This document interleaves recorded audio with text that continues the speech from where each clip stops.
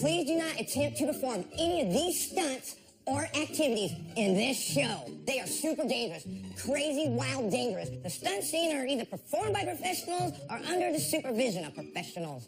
Serious professionals. This show also contains bad language. Here we go. This is how we around. This package is designed to help you navigate the Coder experience. Here's our route. We're going to Atlanta, Georgia, A-Town, damn, Nashville, Tennessee.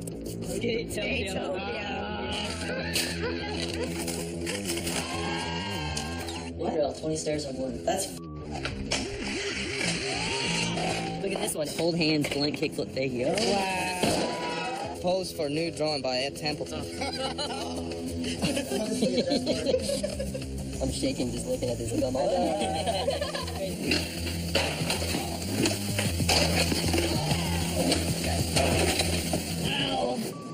Nobody wants to do King of the Road. It's horrifying.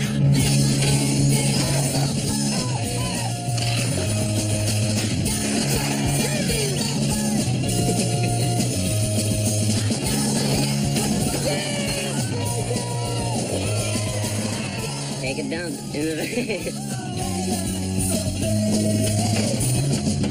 King of the Road is 2 weeks of just madness.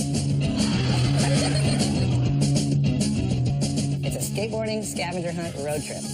There's 3 teams of top pro skaters, and they all have to go on different routes around America, and they try to accomplish all these special challenges. Some of those challenges are based on skateboarding's past.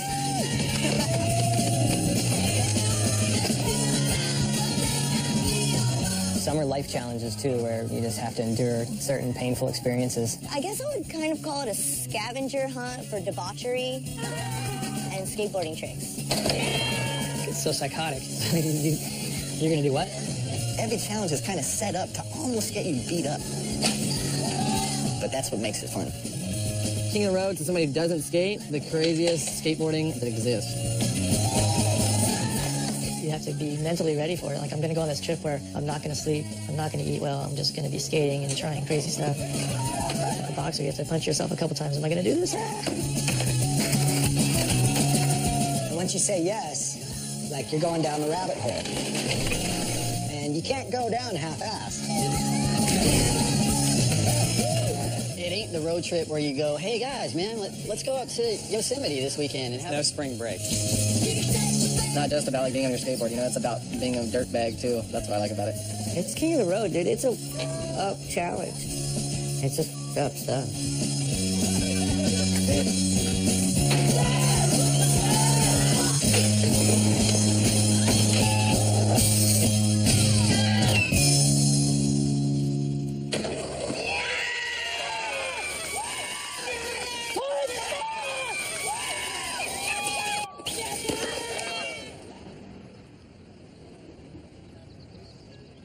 Skateboarding's about hilarious bullshit with your friends, you know? Just skating hard and just laughing.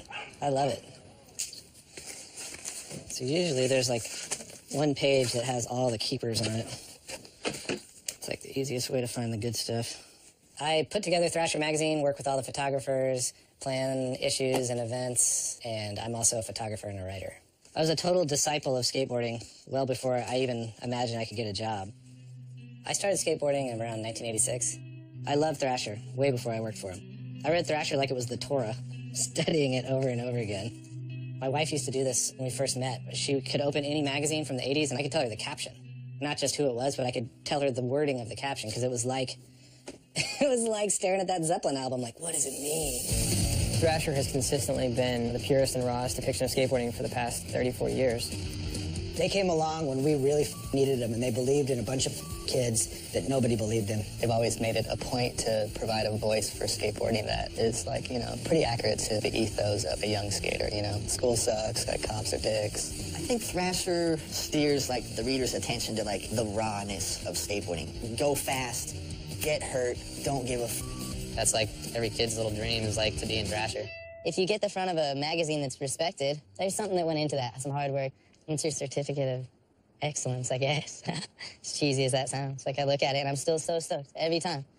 All the guys I looked up to have been on the front of this, like most all of them. And then to get into that category, that's just dream come true, straight up. All the juice for Thrasher.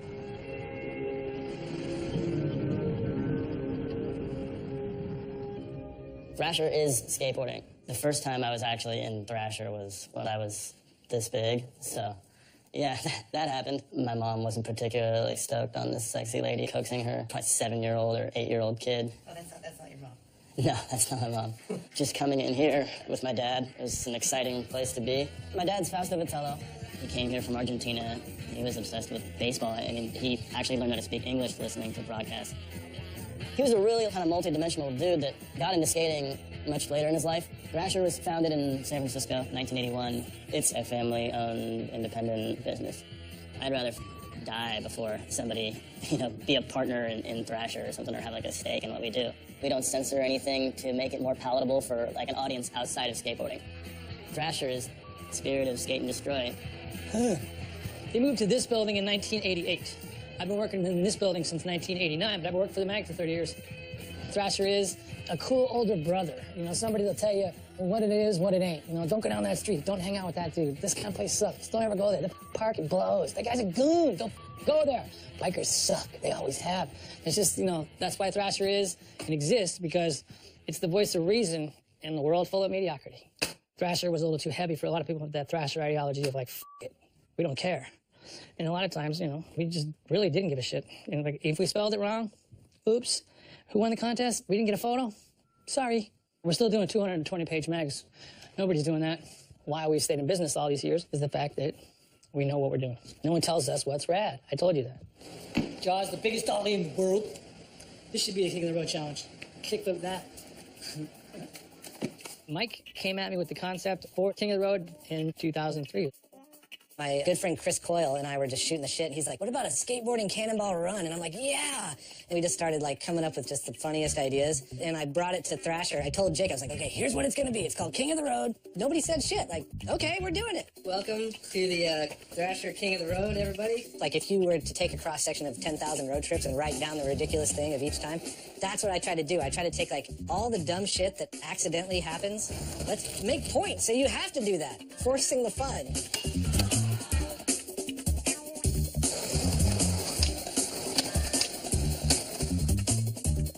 No, I think I was too young to know better. Like to just go like, what? That'll never work. Like I was just like, ha! This'll work.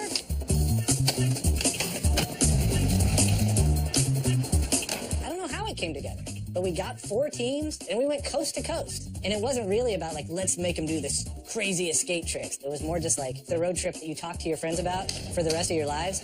Let's make one that's going to be worth writing about.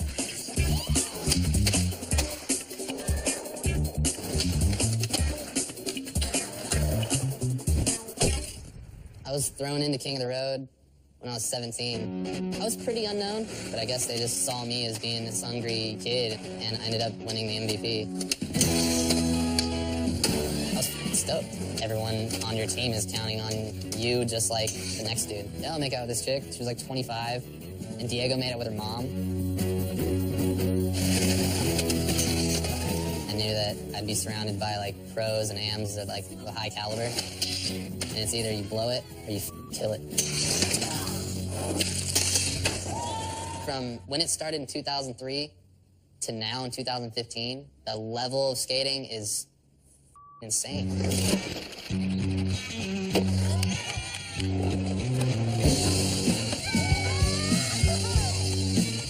King of the Road's responsible for pushing the progression of skateboarding in some cases.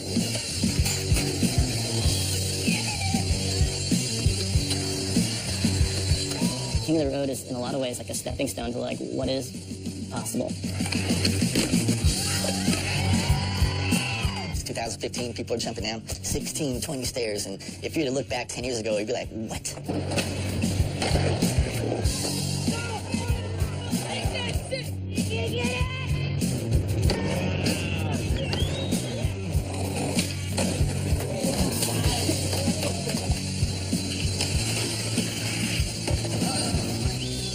There's a certain point where you're like working hard enough where you're like, this is for a scavenger hunt contest? Like, what the f? I'm killing myself over this shit?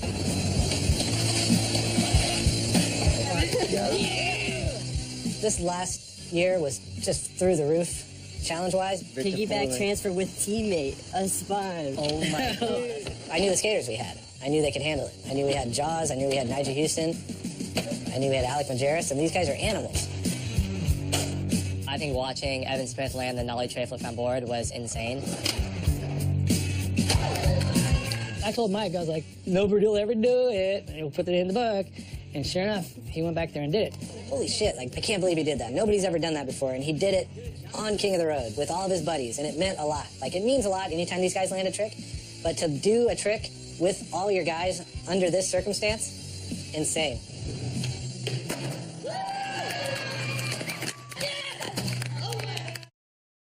Okay, this is the stankiest stank leg challenge. Ain't no one gonna be stankier than this leg.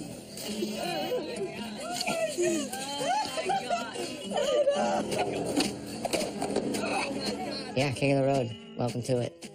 Smear some shit on yourself. Go get 150 points. It's totally overwhelming to be in charge of the chaos, so you just realize that you're not really in charge of it. So you just kind of poke and prod it from the sides and just hope it stays on track. That's the main thing, is just stay on target, stay on target. As far as planning King of the Road, I write notes down all year long of different challenge ideas, different thoughts. And then once I'm about a month or 2 months away, I start really boiling it down and getting the book and getting the teams committed. I don't know that I've reached the limit of challenges, bad behavior, because you reach the ceiling, God opens the skylight.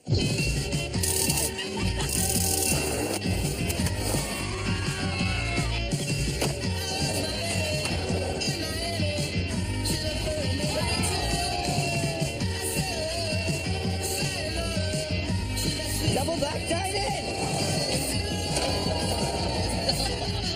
Ah, yeah, dude. Coder tattoo. We win. Dude, that's weird looking. Let me see. Straight on. Oh my god!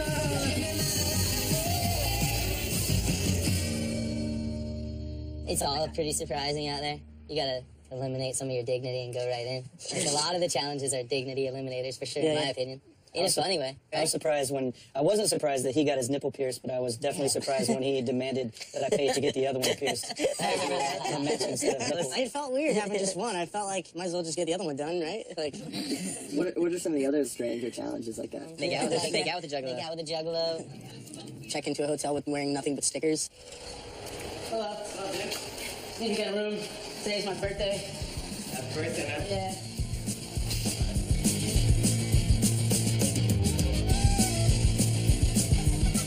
All I know is that it's gotten gnarlier over the years. It seems like every year it gets crazier and crazier. The shit you get into is just like shit that you would never get into ever unless you're on King of the Road.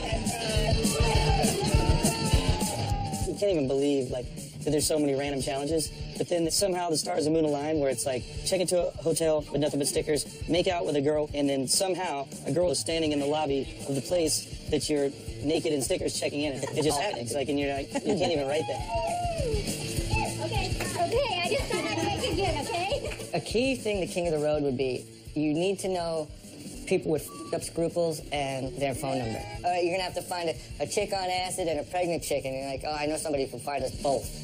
There's also most makeouts, and I think that's the shittiest challenge there is, because it's the only challenge that at all times you have to be doing it. You're eating, you know, it doesn't matter what you're doing, and you see like a group of girls, and everybody's like, dude, gotta do it. So yeah, as far as the makeouts, like, once you get into these waters, you realize that there's a lot of people out there ready to make out. So I guess we're just filling a void. The making out with all the chicks, that one's fine, but I like make out with the old chicks. One time when the trip first started, like, I was in this McDonald's and this lady was working behind the counter and she seemed like excited and down for like skating and stuff, and I was like, hey, you're over 40, right? Like, yeah. And I started making out with this girl, and then a minute later, our photographer, Lance Dawes, walks up and he's like, yeah, you're making out over 40, right? No! And I'm like, what the f? And everybody just started dying, like, you just made out with this chick for no reason at all. No reason, no points, just random clerk, just for the hell of it. I'm so sorry. I had to make out with a bunch of old ladies. That was, can we talk about that? So this 63-year-old lady... She has minimal teeth. Like none. Like, I thought she was just gonna swallow my whole face off. She's trying to eat me, dude. Oh, it's so bad. It was bad, dude. It was rough, man. Making out with, like, some old strippers that we meet at Waffle House or whatever, that's hazardous. It's almost like they want you to almost die. We had to find a chick that looked like somebody from our team, and so we found this chick that looked like Jaws, and it was actually really good, but the crazy thing was that she was actually kind of hot. The lookalikes, always fun. When I first saw the girl look like one in the book, I was like, that's going to be interesting for whoever has to do that. And of course, it comes down to being me. There's Nigel's lookalike. She could kickflip. She made out with him, and she broke her board, so it was a triple threat. She was super cool about the whole thing. There's always something that gets written on there. You're like, oh, no one's going to do this, and somebody always tries.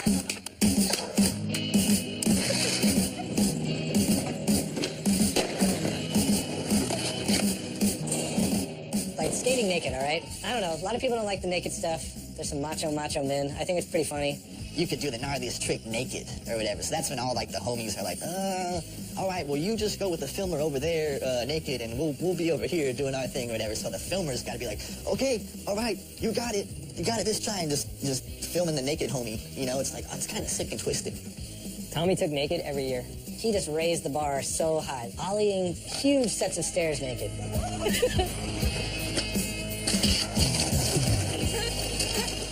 Yeah, if you were to fall on your private parts naked off a 20 stair, it could ruin your life. Damn. No one wants to get naked, unless you're at Templeton. I don't have like a big or anything. I don't, so I don't know how I'm always the one who has to get naked. But I guess I'm secure with my small wiener to like not care enough, and maybe since I'm married, I don't have anything to lose by showing the world my little pecker. Deanna calls it the tater tot. So Jeremy Rogers was just hyped, so hyped to be naked. He was kind of like a new kid coming out, super popular, and he really showed his true colors on that trip, just so down to get naked, and just, it foreshadowed his future, which is, he's been arrested for naked episodes. Is this loud? I didn't mind being naked. One is either well endowed or not. And it was just more funny. I was just a young kid on the tour. It was just jokes, See, the situation is, the manual pad might have a little bit more wax on it than it's supposed to, because I don't think it's supposed to have any. King of the Road is really hard, and probably harder than any contest I ever did skate, and definitely weirder. Well, my kissing posture right there doesn't look very, at ease with this situation. I'm really glad I did it, though. I mean, it was a great experience. It was, so hard. I was like, I would have no interest in trying to do that again. I don't care if I win that. It's too tough. I think the Birdhouse team set the precedent with that beer enema as a practical joke. That was ruthless. One of my favorite challenges in the book every year is to prank one of your teammates. Nobody told Jaws to drink a beer with an enema. That was not in the book. And his teammates knew that he would do it because he was gullible enough. Because I didn't look at the book. That was the problem. I didn't look at the book. And so I knew he probably didn't even know if that was in the book or not. And so I was like, hey, who's gonna do the butt chug? And Jaws was like, f it, I guess I'll do it. The funnel was that thick, and that's big. That's big. You don't ever want to see that. If you haven't seen that, you don't want to see it because it is not pretty. One team member sleeps in the van for a week. What? Sleep in there for a week? I'm gonna start a week of sleeping in the van today. It's the 10th of August at 6 a.m. Dude, it's so hot. Nobody has to do anything. It's all based on what they're willing to do and what they're willing to try in the book. And a lot of this stuff is not fun and not easy, and it's not something that they would naturally want to do. So the team that just muscles through and tries to get as much stuff done and get strategic and skate as hard as they can, that ends up being the team that wins. Exactly an hour and 5 minutes of that. Every single person broke at one time or another, People get stressed, people get beat down, people get hurt, people get sad. Because by day 9, everybody's ready to whip out knives and slit each other's throats. By day 11, there's a fist fight. Tommy came at me one time. Why don't you shut up and drive? I said, do your job, shut up and drive. I'm like, oh my God, dude, I'm gonna smash Tommy guns right now. I'm gonna choke him to death in the van right now. The book never disappointed. It always delivered. It always delivered that it was going to take us to the limits and past our limits to a breaking point. To a level of frustration and anger and hate for skateboarding that you never even, knew existed. And that's why I loved it so much, is because I felt like it was bringing out the best of us, bringing out the worst of us. I was almost addicted to it. You have to sleep less, eat faster, eat on the road, eat on the run. Don't do anything outside of the challenges because you're racing the clock. From the time you wake up at 8 till 4 in the morning, you're just going. It's like you either do this or you don't. So like I said earlier, Annie in. Once you Annie in, you're in the game. And we're playing for keeps for the next 12 days. We were just so hyped to not get last place. because that was the main goal. Don't get last. That was probably everybody's main goal. We tried so hard. I mean, we gave it every single thing we had, and we got dead last. I don't think we even thought about winning, like, when we were on it. You know, in retrospect, we realized, like, oh, yeah, Ed gets up every morning and takes the team to Whole Foods, and my penchant for getting 8 hours of sleep and eating good food is not the way to win King of the Road at all. I don't think I realized the magnitude of how hard it is to win the competition. Suffered the consequences of getting dead last. The first year especially, maybe there was one team that said, I didn't think you guys were serious. And I think once they got back and they saw, like, what everybody else did, they were like, oh, shit, this was for real. And in first place, Jamie Thomas, the Willie Nelson of skateboarding, Jamie Thomas, Chris Cole. But then the second year, Jamie Thomas and Zero got in it, and then it was just on.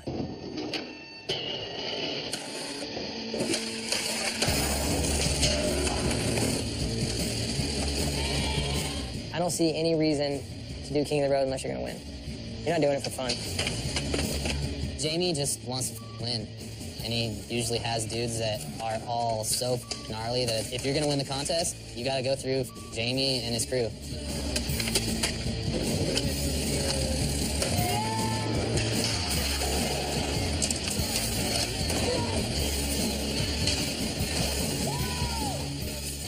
Nobody on Zero wanted to work that hard to get to the finish line and be like, yeah, you got third place. You know, you put all that effort in for 2 weeks and you got third place. So we just kept telling ourselves, if we're working this hard, we got to push it a little bit harder in order to make sure we win. And I feel like that philosophy, it has to be in your head. If it's not in your head, you're wasting time out there. These guys were working. There was no fun. They weren't having fun. It was like, we got to get this trick. We got to get this trick. We got to go over here. We got to get this trick. And that's why Zero won 3 times in a row. It was like they were in the army or something. And Jamie Thomas is known to really, really push his skaters more than usual. Like, failure's not an option. I'd seen him just whipping them. Perform, show me, make them work. When Jamie Thomas did it, he would pay people at the end. He's like, all right, I'll give you $200 to do that. Chief had tour guide for the city lined up. He had the spots of the city already lined up. I remember going here in '96, there's this thing over here, like, we'll go hit that. Like, it was that crazy. I think he grew up perfecting everything he does, and when we're in a contest, competition, whatever, he's got to do whatever he can to not only perfect the situation for himself, but everybody else. Like, he had it all down to a science. The first year was like trial and error. We're gonna figure out what works, figure out what doesn't work. Second year, it was a little bit like finer tuned. Third year was like, you know what you gotta do, you know where you gotta be, like, let's just get it damn done. Jamie Thomas was driven far beyond anybody. That's pretty much why we had to shut it down, because it was like nobody could beat him. We took it as serious as, like, it was as important as Skater of the Year. King of the Road was that important. It's such a rad trophy. It's like handmade, and it's the most prized trophy for me. Today we went out, got a bunch of tricks, killing shit, and then we happened to come across flip dudes at the last spot we were at. We're killing those dudes. I think there's a lot of components that lead you to a King of the Road victory. I mean, obviously having dudes on the trip that are talented enough to do the challenges in the book or to do the tricks, but it's really just about that chemistry of everyone being so committed that it's the most important thing on Earth at that point in time. Decided we would skate until the sun's coming up. So we're in the van. But we like it here. What was really good about Zero was with each of us, we wanted to be like the absolute best that we could be all the time. None of the dudes wanted to let a trick beat them. So if you have 5 dudes that want to beat the book, and they're all going after anything that's in there, you're gonna win. Double flip off the diving board at Barton Springs. Sounds like fun.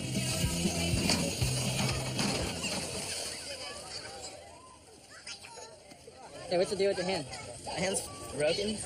I took my cast off. I'm trying this shit anyways. But what makes a good King of the Road skater? Someone that's just down for boarding.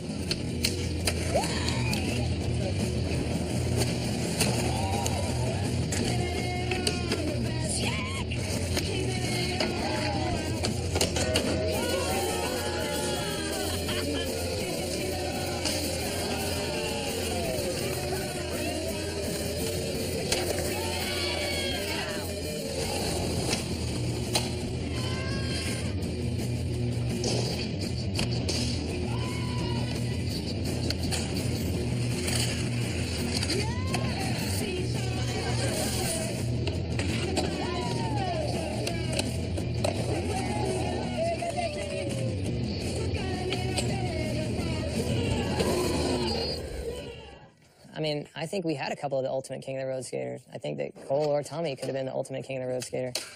One year it was, you know, Cole was MVP, and one year Tommy was MVP. Tommy and Chris Cole, the shit that they did in those 2004, 5, and 6, that was demonic.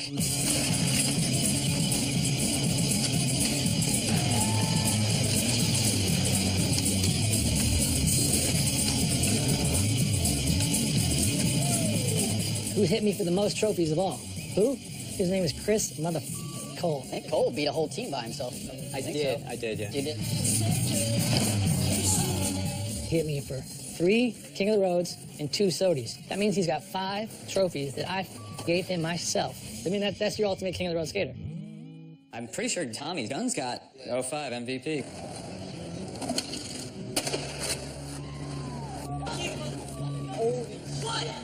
Tommy is like your quintessential hometown hero. Tommy Sandoval, I mean, when I think about it, the shit that he did, the stuff that I saw, that was incredible. I think I was new, like fresh at that point, so I think Jamie's intentions for taking me was obviously partially filmed for the Zero video, and then also because I was ready to jump and go get it. If you can handle this, you can handle anything. First few King of the Roads, he was in his youngest, toughest, like most approved, like he was just going for it. Because this was a kid from Chula Vista. He had nothing, and all he could do was skate. So Jamie takes him under his wing. And I remember talking to Tommy and going, dude, your whole life is about to change. You have no idea. And he rose to the occasion, and it was a beautiful thing to watch. And he ends up on the cover of Thrasher. This was insane. But I came in the last 4 days of a 2-week death show these guys were on. I was a mystery guest. The year I went was like, washed up old dudes. You're gonna get a washed up old dude. And, you know, and then we all stumbled off the plane. Zero, we're picking you up. Oh, you guys are bummed. You got stuck with me. This was the first tour I had been on in 20 years. I had just gotten sober, so I was like one of those war vets, you know, I was super punchy, like Grasso is just like sober only for like a week or 2. It was gnarly. I think he like died 2 weeks before he OD'd, and he was basically back from the dead onto this King of the Road trip. It was crazy. I was in the van, I think, for 4 days or something like that. And like those motherfuckers didn't sleep. They just drove and skated, sleep in the van. Grasso wasn't a hindrance at all. He was a legend. That dude ruled. He knocked our whole pool page out in like 30 minutes at Strawberry Pool. Like 2 weeks out of the hospital from being dead, you know? So, yeah, dude ruled. Zero was super cool. They won their money. Everybody cheered and yelled. They put the whole team up against a wall to take a team photo. And then Jamie stopped the photo, made them come find me, made sure I got in the photo for the whole team thing, which was sweet, you know? Class act, the Zero guys. Incredible skateboarders. My mind was blown. Oh, it's my child. There he is.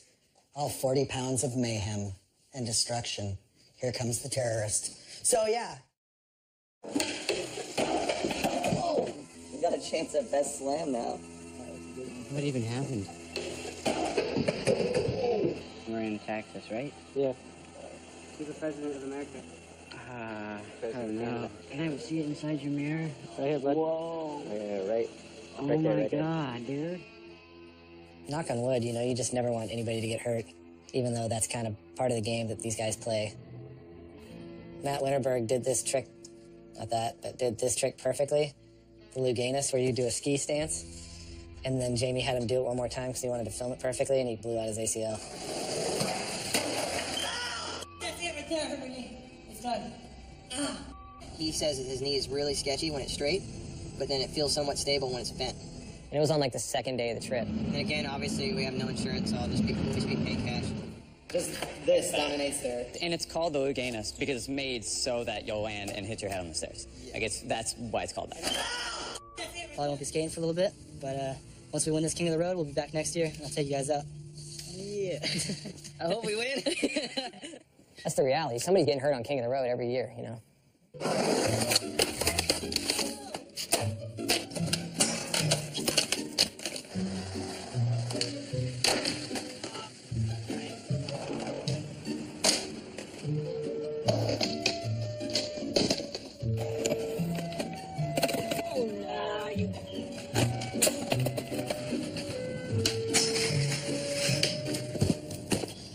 somebody could get hurt just trying to, like, push themselves too far. You could definitely push yourself too far.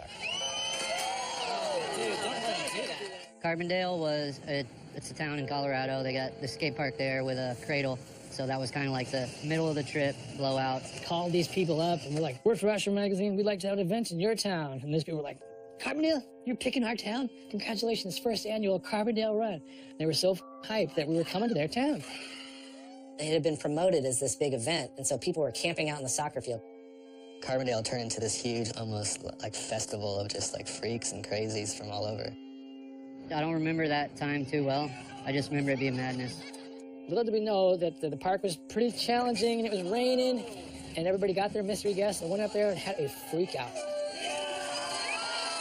We had a rip ride. That's what we call it. When something's that good, it's called rip ride. Like rip ride. It's a Venom song.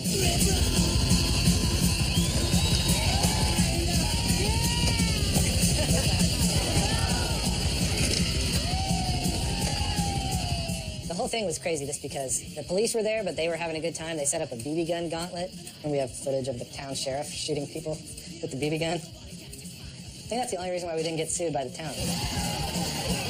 I mean, we were getting rides from the fire stations. I mean, it was just an all-out freak-out.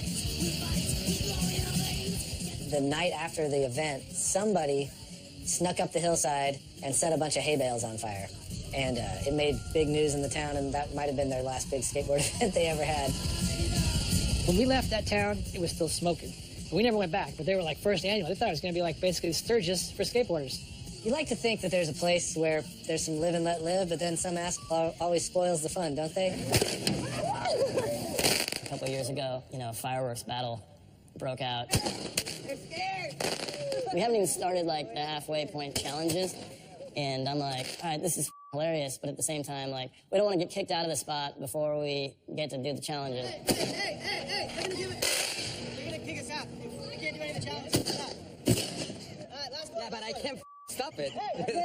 How am I gonna stop it with the hands? In a field in the middle of the summer, dry as shit, and the fireworks are going off. And then someone's like, holy shit. We run outside and there's like an entire field on fire. I didn't know that was gonna happen. A couple of the guys got in big trouble over that. So needless to say, there's been a fireworks ban on King of the Road ever since.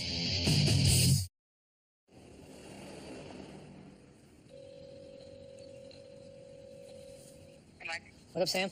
What's going down? I don't know if you have any updates or not, but just trying to see if what your thoughts on the girl squad making it are. Maybe we should see about chocolate, maybe? That'd be sick. Feel free to tell them about the TV stuff. Yeah. You think Burl would do it? He could be totally fired up on it, you know? Do you have a kid? Is Johnny Jones a potential for that? Johnny Jones could possibly gonna do it. He's a hugger. That's what we need. You know who those other teams are. Yeah. Cool, man. Have a good one. I'll see you on Thursday. Sounds good. Okay, bye. I just found out that Chocolate's going to do it. Guaranteed. This year, we're filming King of the Road for television, and the teams are Chocolate, Toy Machine, and the defending champs, Birdhouse. Chocolate, they're going to be hard to beat because they're an all-terrain team. Like, everybody on the team can, like, shred everything. Like, kind of the cool guys, you know? But they're not, like, stiff or nothing. They're pretty fun-loving. Toy Machine's been on King of the Road several times before. They always do super good. This year, though, Leo Romero, our skater of the year, he ain't going. He's got band practice. So it'll be interesting to see how they do without their anchor man. Last but not least, Birdhouse. That's Tony Hawk's company, although Tony Hawk has never gone on King of the Road. They're super good. They've got Clint Walker, who's this super intense Southern boy, really fun-loving, really aggro. Last year, he broke our windshield in a fit of rage. They've won it 2 times already, and they're gunning for a 3-peat. The only other team to do that has been 0. Would you be opposed? Glad you guys? I don't think I'd feel any sort of way about it, personally. I'd be pretty pissed off. When I looked at the Birdhouse one, I think that they have something similar to what we had when we were doing it. Everybody there is 100% committed and dedicated to it, and they're going to take it as far as necessary in order to win. Yeah, I don't know. If we win for the 3rd time, I don't know what happens. And we all just quit skating. I don't know. I don't really know what happens. I guess we'll find out in a couple weeks. Get down, man. Orange Jubilee Mad Dog 2020 to start. Before you even open the envelope. Oh, yeah, here we go. Wash it down with a bottle of Strawberry Hill, and then open up that envelope and let it roll. Shit. going to be 12 days that you're not going to remember. You're going to go, I went on that. What happened? And you're going to have a shitty tattoo. Somewhere there's going to be a really bad photo of a hairdo you had. Girlfriend's not going to talk to you anymore. Are you worried about your girl? Oh, yeah, she's going to be bummed. All that shit's happened on King of the Road. That's what it is. Get down. Get bloody.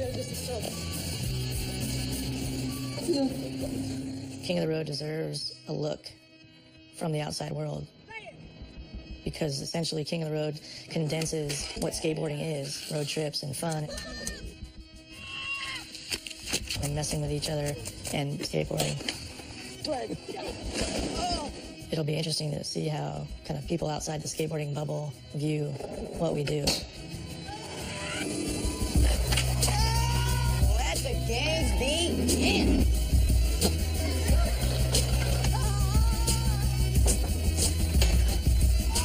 We're gonna send these guys on the wildest, most jacked road trip of their entire lives. Oh my God. If they can survive this, they definitely deserve to be king of the road.